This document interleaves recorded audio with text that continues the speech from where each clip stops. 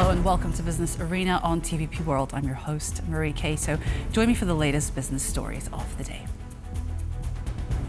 The centre-right alliance of the Christian Democratic Union and Christian Social Union have won Germany's federal election.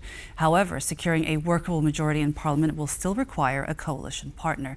Nevertheless, markets rose slightly on the heels of the results, with the incoming Chancellor Friedrich Merz promising a more business-friendly approach. This man is likely to be the next Chancellor of Germany. Markets rose slightly on Monday morning, propped up by the news of the European Union's biggest economy being governed by a two-party coalition. The stock market does not like uncertainty. Over the course of the night, the provisional official election result became clear, and the two-party coalition is heading in the right direction, so to speak. So the DAX breathed a sigh of relief this morning. Germany's leading DAX index rose by approximately 0.8% in the afternoon, but dipped slightly, setting at around 0.3% just before the markets closed.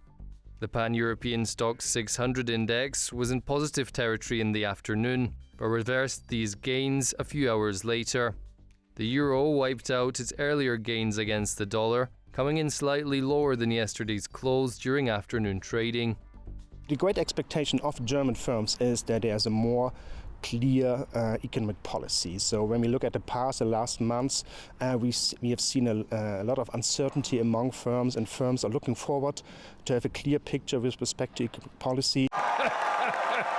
Even before the elections, Merz announced that he wants his government to be more business-friendly, which includes deregulation, propping up investments, and watering down green policies. Stock market players expect the new coalition in Germany to stimulate growth, reduce bureaucracy, and lower the tax burden for companies.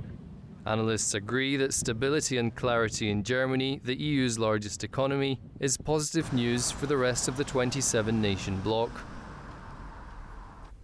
Since news of a possible Ukraine deal between the US and Russia started circulating, major markets in Europe have seen some amazing gains. Markets in Central and Eastern Europe have been posting records, and among the contributors to these have been outstanding bull runs in Ukrainian equities. If you found the recent rallies on European markets impressive, you haven't seen the gains being made by Ukrainian firms on the Warsaw Stock Exchange. The VIG Ukraine index so far this year has appreciated by over 100%. The top player here is mining firm Koil Energy, which has gained over 400% this year. The rest is comprised of agribusiness firms, with dairy producer Milkeland up by almost 180%. Part of this inflows is just a speculation step. Part of this have a fundamental factors. Speculative indeed. Koil Energy, for example, has a mine which has recently fallen to Russian control. Its latest results published are for a period 1.5 years ago. Milkeland has seen its situation worsen since Russia's annexation of Crimea. The latest financial report they published is from 2021. We contacted both companies for comments, but to no avail. Is this all by the book? Well, on a phone call, the Warsaw Stock Exchange told us that unless shareholders choose to delist, the exchange has no reason to bar the company's equities from trading. Other companies are more sound investments, though. IMC, another agro company, has been operating and making solid revenues throughout the war. We show very solid growth on the all levels, or level revenue, EBITDA, and net profit. We should showing to not put on the basket all the Ukrainian companies. Shutek says that should there be a freeze in fighting, the company could be able to post much better results. Now, 100 of its employees are still out fighting on the front lines. So there's still value here. If we look at IMC stock over the last 5 years, we see that its valuations are really just returning to pre-war levels. Now, can Ukrainian firms expect some institutional flows anytime soon? For the time being, I would rather guess that it's not the institutional part who is investing in these companies, because many of them are not listed, not liquid enough to receive the institutional flows. Only time will tell when this risk discount will finally be lifted for Ukrainian companies. So just move the prompter.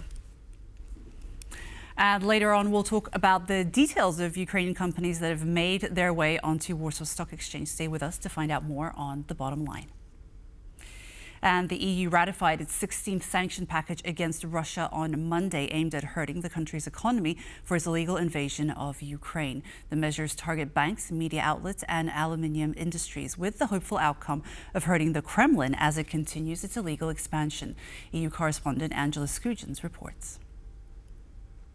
The names of 83 entities and individuals have been added to the EU's hit list in terms of ongoing sanctions against Russia. The 16th sanction package against Russia was voted on today and supported by representatives from across the 27 EU member states. Those measures include travel bans as well as restrictions on industries such as trade, oil, financial services, media, broadcasting and more. The EU High Representative Kaja Kallas said the measures only aim to help Ukraine as it goes to the ceasefire negotiating table with Russia. Here's what she said at a press conference following those discussions. There was one more country that came who used to be against moving on with this and came on board because this is what I've always said, you know, eventually, especially in the situation where we are right now, then eventually we all come to the conclusion that our taxpayers shouldn't be the one who are paying for this.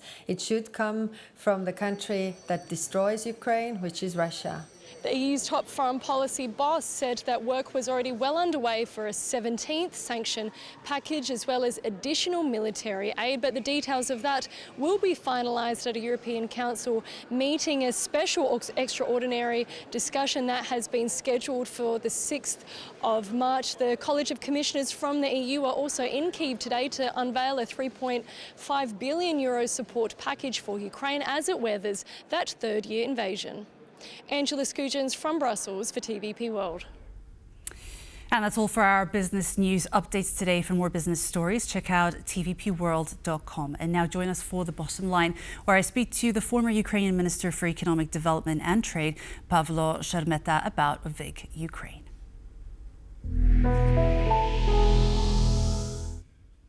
Welcome to The Bottom Line, where we unpack some of the main business and economic stories of the day.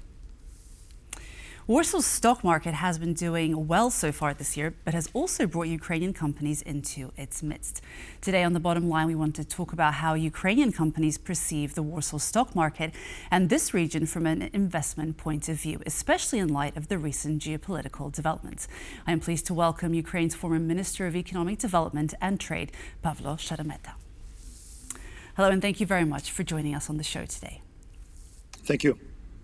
So I just want to begin with why Ukrainian companies choose Warsaw and not other stock exchanges in the region or even London, perhaps. What are your thoughts? Well, good question. Well, first of all, why don't they choose the Kyiv Stock Exchange? Because basically there is no Kyiv Stock Exchange yet. We do not have, we are developing our capital markets and it takes some time, obviously.